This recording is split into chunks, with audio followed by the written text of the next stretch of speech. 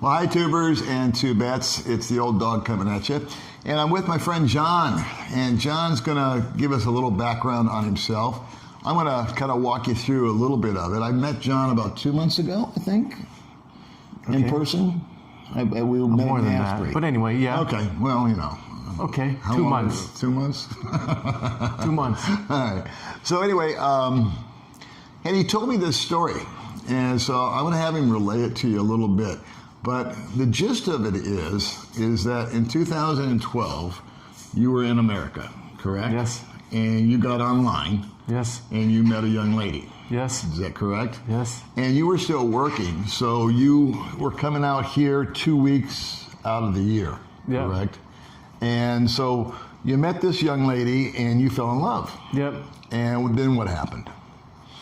Well, we had a relationship for about 2 years or so, and then we got married here in the Philippines. Okay. In Bacolod.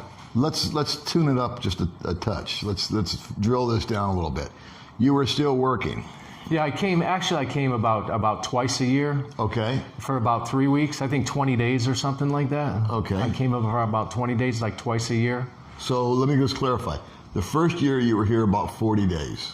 Yeah. And you spent it with this young lady. Yeah. Right? Mm-hmm. And then you went back home. Yeah. And you went back to work. Yeah, and then it's texting and videos and all stuff like that. And you stayed in touch. Yeah, yeah. Okay. And so there was a connection when you met her, right? You felt that way. Now, was she a province girl? Yes. So she was like out in the country. She wasn't in a big city like Manila or anything like that. No. And we'll keep her anonymous on this because there's two sides to every story. Yes. Okay. So names and all that will be kept out. Good. But we can say that she was a province girl. Mm-hmm. So now you go back, and then year number 2, you repeat the same thing. Correct. You spend about 40 days with her. Everything's cozy. The second year I came on Valentine's Day. Okay. And I proposed to her on Valentine's Day at a resort in Sapalay, right on the beach. I brought my jacket and tie. I brought a jacket, tie, and my suit and shoes, and I got my rose, my ring, and I carried it in a plane, and I got on my knee right on the beach, and I proposed to her. And she didn't say anything. She didn't say yes. I was like, is that a yes or a no? And she was so embarrassed, so shocked. She said, "Oh, because of the big production you were making." Yeah, and there was people around. There was all cameras and everything. Yeah. Okay. So yeah. So you guys got married. And we did. Okay. And then how long did you stay with her after you guys tied the knot? Oh, well, we got married and we're just about end of 2014, about almost over 4 years. But how much time did you spend together during those 4 years? Same thing, two to three times a year, 20 days. Okay. So twice a day, or 1 year would be 20 days, the next year would be 60 days, or 40 days, and next year would be 60 days. So it was just about 3 times a year. And you supported her during this entire time, correct? Yeah, she wanted. We sent her to school. She picked a college that had the best colors uniform, of course. Yeah, exactly. As I would have. Of course. But of course it had to be one of the most expensive private colleges too. Okay. Even though it had she picked it on colors. Yeah. So I paid for that, and I paid for her food, her everything. Let's just ballpark it here. What do you think on a yearly basis, since you got married to her, that you spent? What would be on a year? Well, I was spending. It was $20K a month. 20K pesos. Yes. Okay, so that's $400 for the whole year. And that was it. That was all you sent her. No, for every month.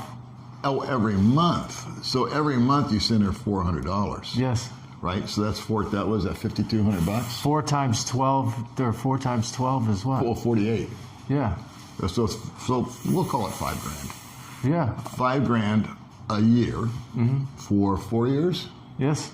So 20K invested, and you've had a total of about 20 days or so. 40 days, at least 40 days a year. Okay, all right. Sometimes 60. I just want to make sure I get my numbers right because Yeah. I'm old and frail. So what happened? You're no longer married. I know that. What happened? It's because of the money. It's simple as that. For the first, we were together for for the first 6 years, I think it was, the first six years or so. Okay.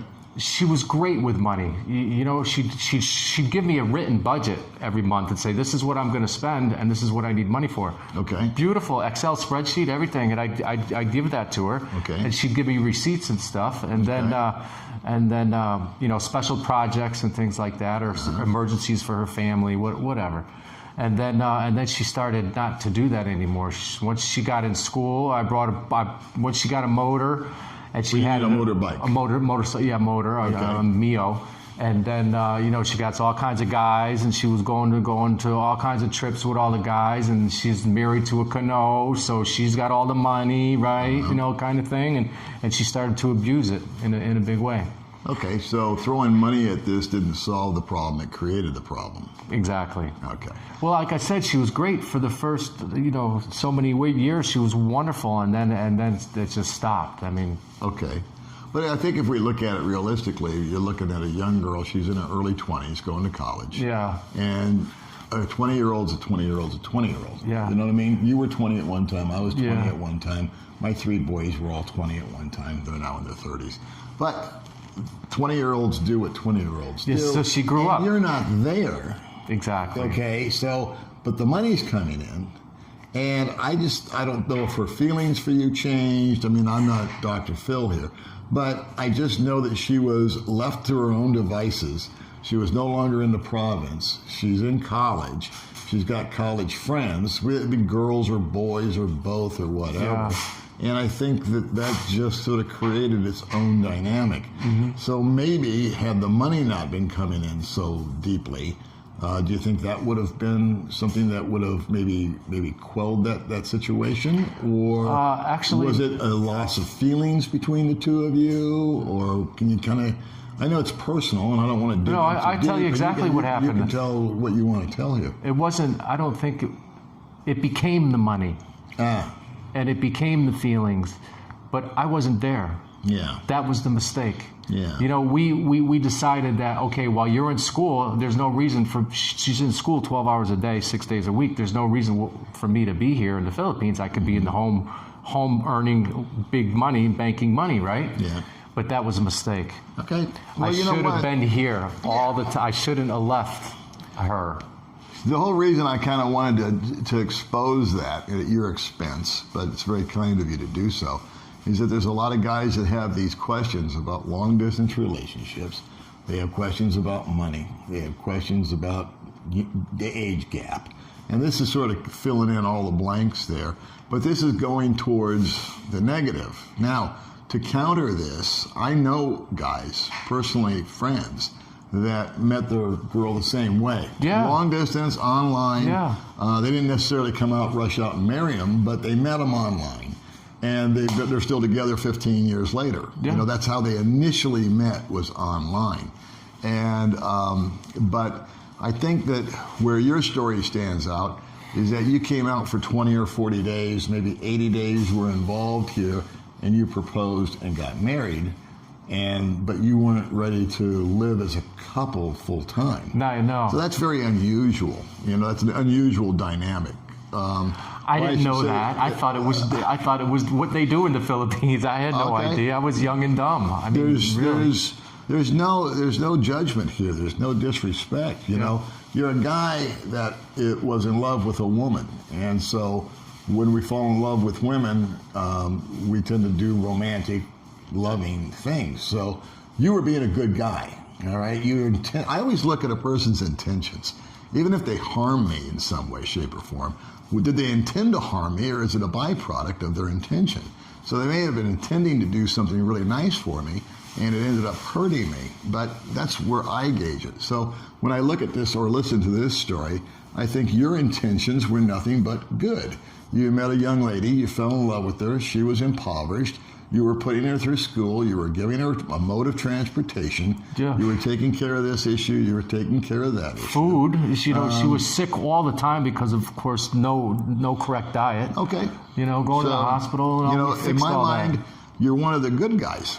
But here's what I want to touch on.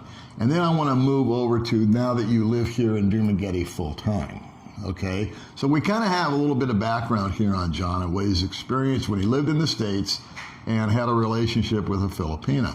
But you got divorced. I did. And this is something that I want to point out to you guys because this has been covered in a number of videos. But will you explain the legalities of marrying here and then getting divorced and what the situation is for you and what the situation is for her? Okay. Okay. Take it away, Joe. I needed to go to the U.S. Embassy in Manila to get what's that? The certificate of capacity to marry or something like that, and to get one of those from them.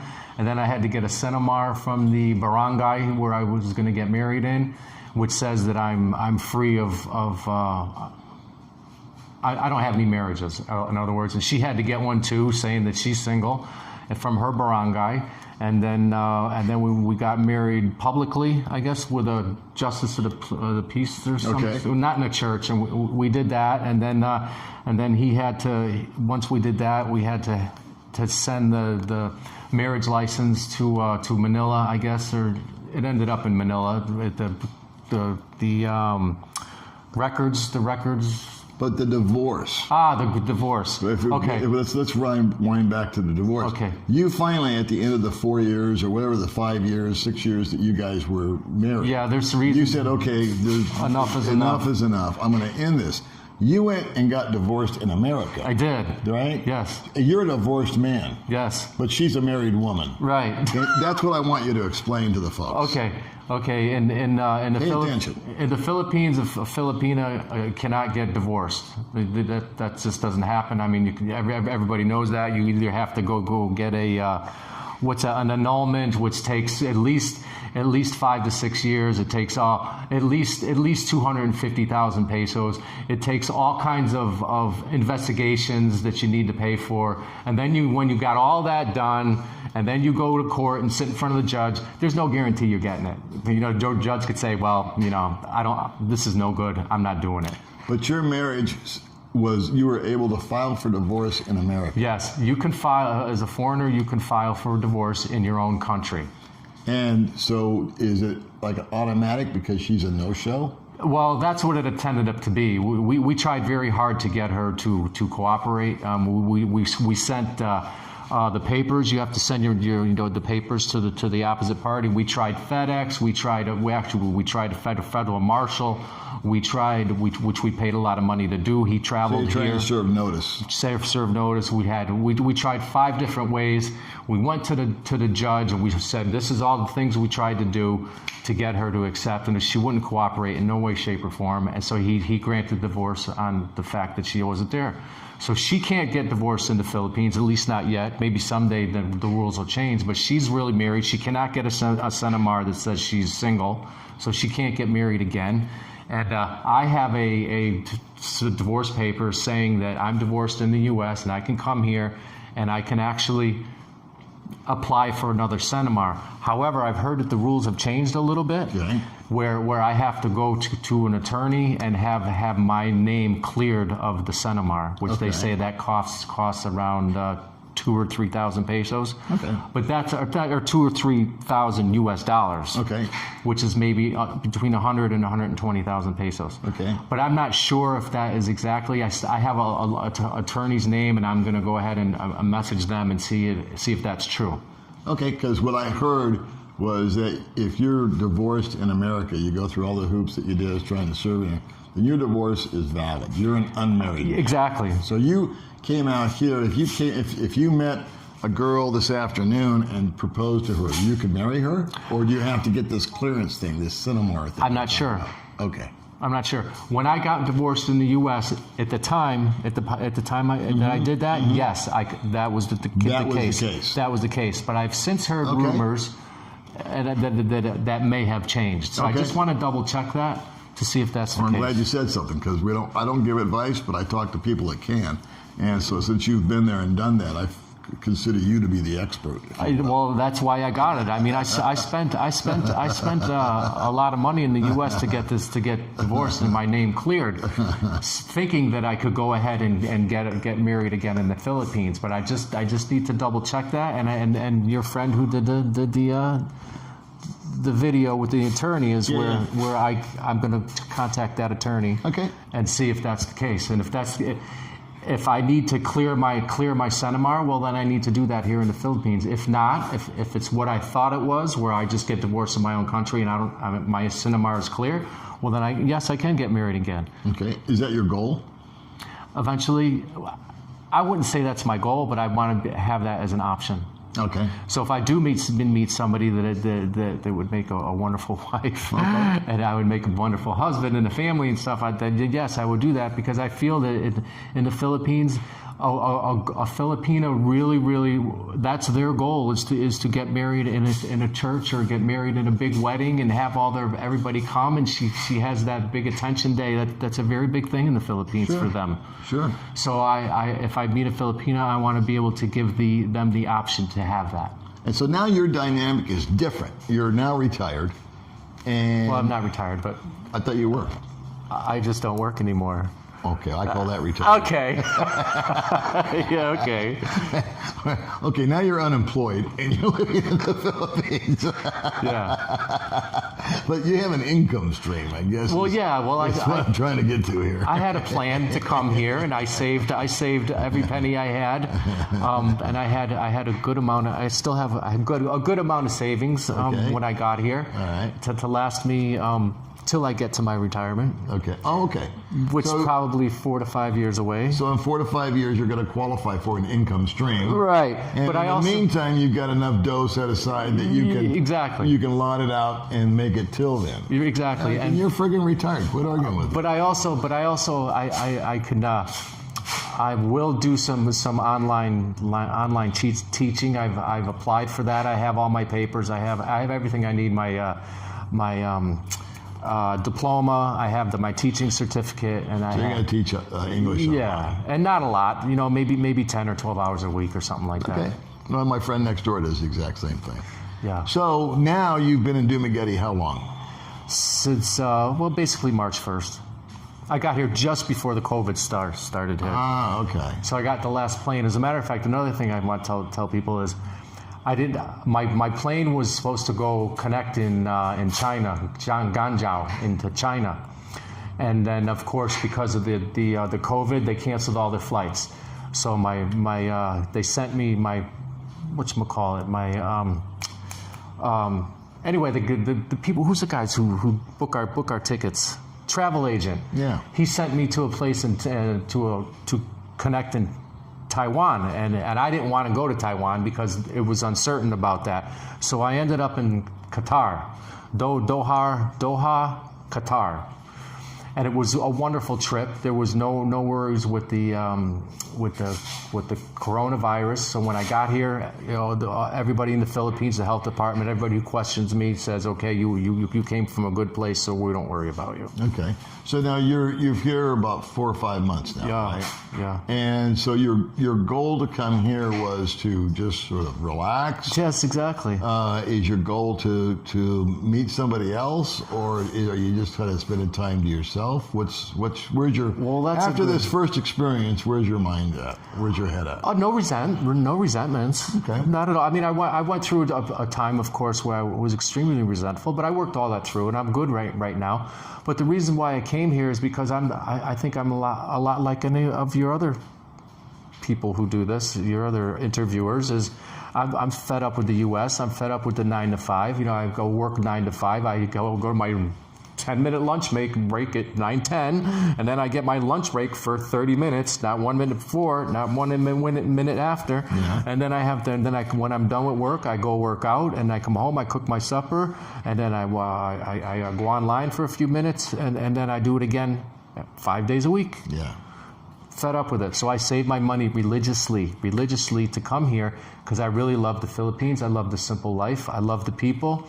And I do hope to meet somebody here again. And I told you I didn't want to use the online stuff. I know that works for some people, but for me, I did come here and I met a few people based online and videos and chatting and all that.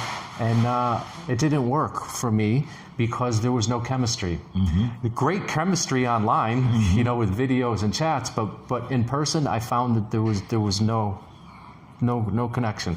Well, here's what I kind of wanted to stress on this video was that there are so many stories out there about how when the minute the foreigner steps off the plane, the girls are throwing themselves at you and they're all looking at you.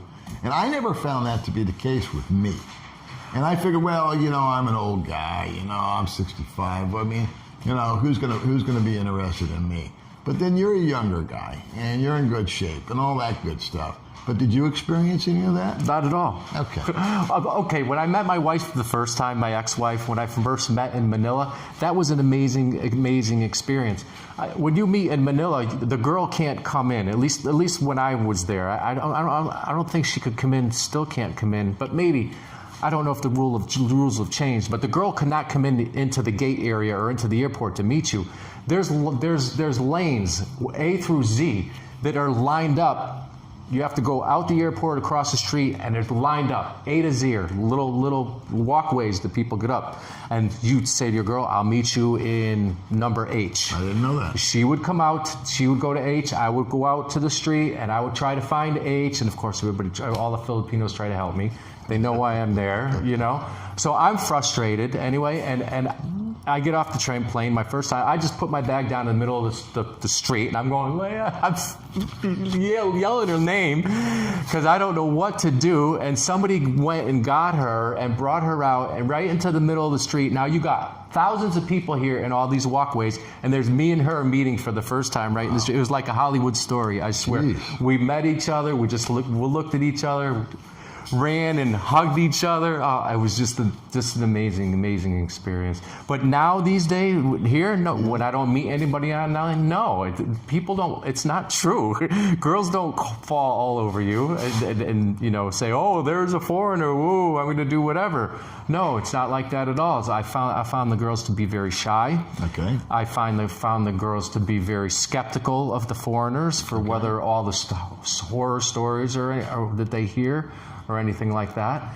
But I've met girls, I've went and met their families. I went to a couple girls I did meet here, and that didn't work out either because their families didn't like them dating a foreigner for some reason or another. But okay. But I just needed to be patient because I was one of those guys who said, well, I'm just going to meet somebody. God, I'm only here a week. My gosh, I met 10 girls. No. Did you have that impression? I did. Okay, so that's what I'm trying to dispel here. And this is, it's not me giving advice, it's him telling you his story. No, I did. I really did. And so you heard his online experience, and unfortunately that didn't work out. And now he's here in person, and I think that you've been hamstrung a lot since you first got here because of the coronavirus. Oh, so, there's no question. There's just no way for you to get out and about. There's nowhere really for you to go except on Wednesdays and Thursdays.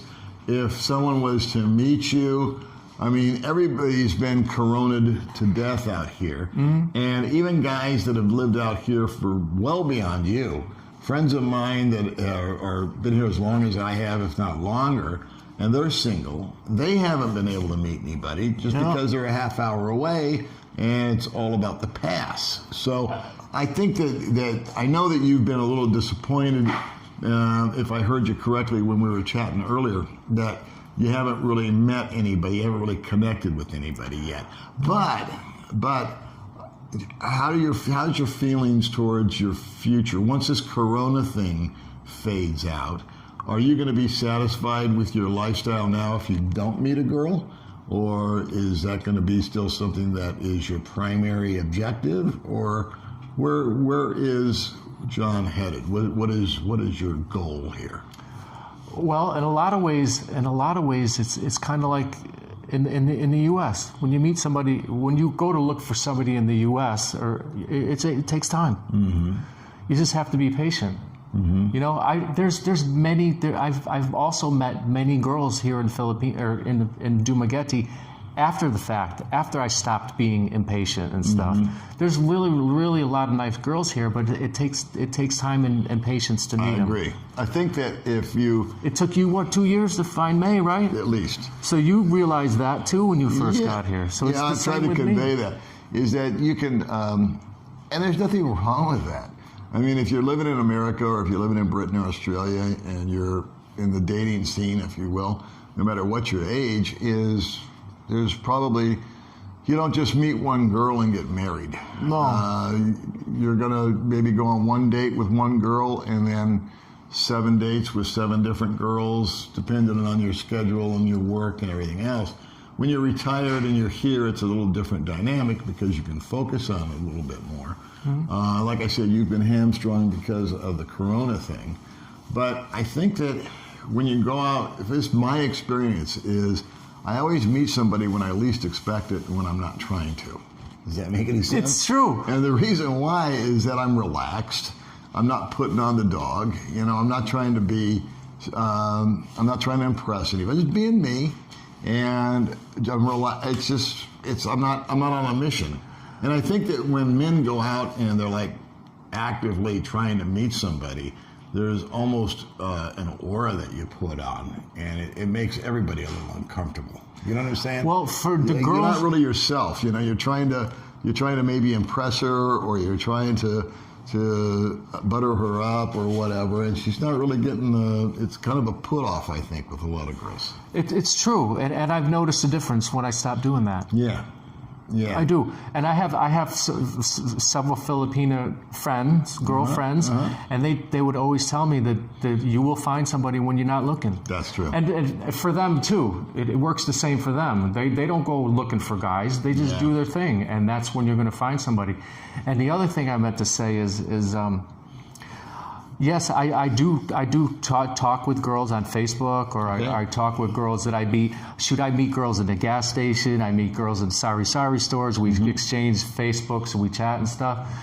And for me, I will know when I find the right girl when I stop chatting on the girls. When I only chat on one girl, and when I don't look at other girls, because I would look at my girl and go, I got the girl. I don't need to be looking at anybody else. So let's wrap it up with this. We kind of know your past a little bit. We know that you had this unfortunate incident, but it taught you a lesson. And it's water under the bridge. You can't go back. It's money spent, but you can always make more money, right? And so now you're here in Duma. You've been kind of quarantined along with the rest of us, so I still think you got here at a good time because you were able to get in. You don't have to wait another year. And super lucky in America, like a lot of my viewers are. They're like, oh, Paul, I was almost there. So anyway, you got that done. You were able to get the apartment. You were able to get the motorbike figured out. You kind of figured your way around town. Yeah. A lot of the knucklehead stuff is out of your way. It took a while. And it takes a while. It really did. So it didn't happen overnight. I think that, I don't want to put words in your mouth, but I think right now you kind of got through the nervous section of living here. 3 or 4 or 5 months, there's that adjustment time. I could take care of myself for sure, I think that going forward, you're a guy that likes to stay busy. You like to go to the gym. You like to do yard work. What else? You like to travel around on the bike? I do. I have several Filipino friends. We play basketball nearly every day. Nearly every day. I take boxing lessons a couple times a week. I do yard work. I love doing yard work. I get up early in the morning, go play with the dogs, and do yard work to help the landlord out. I love going on the motor. I do things in my own house. I love cooking and stuff like that, and I just do my own thing. And that's when you're going to meet somebody, by just doing your own thing. I think so. So what we'll do is we'll kind of wrap it up. I think we're all going to be interested in hear what John's story is maybe 3 months from now, 6 months from now. You want to do a little follow-up interview? Of course. If something changes? Sure. Contact me?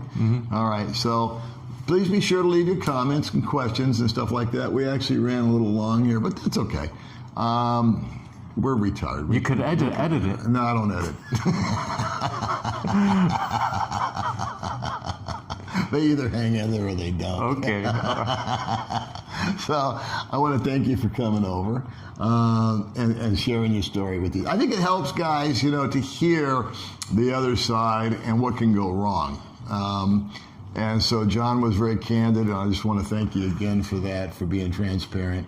And I think a good thing are in store for John And I'm going to make sure that you guys are updated with him in the future. Yeah, okay? One other quick thing. Okay. There's a lot of super positive things, that happening for me in the Philippines also. So, I mean, I'm meeting lots of people. I'm meeting my goals physically, emotionally, getting my head in order, getting my decompressing from the United States kind of thing. Yeah. And I really, really enjoy it here. So. Well, that really mirrors kind of my experience. I didn't, of course, go through the marriage thing and all that, but there is, for me and now for you, there is an adjustment period that it takes to move, I think, here or anywhere. But I think there's some certain challenges with the Philippines that you may not meet in other more developed countries. Things change. I was sitting in myself. I was having breakfast this morning. I'm sitting here thinking to myself, we know that things change in the Philippines very, very often. Yeah. But I'm thinking to myself, I had a day yesterday where things changed actually every 5 minutes. Yeah. Every 5 minutes, something that what I thought was happening 5 minutes ago just changed to something else. Yeah. Well, I got that too today with May. I thought we were doing one thing, but we're doing another. Yeah. So, but it's fun. It's all right. I'm retired. We got time. We got the bike. We'll go do it. All right, kids. Thanks for watching. Thanks for hanging in there. And thanks, John. You're welcome, my friend. Thanks for coming over. All right, man. See you later, kids.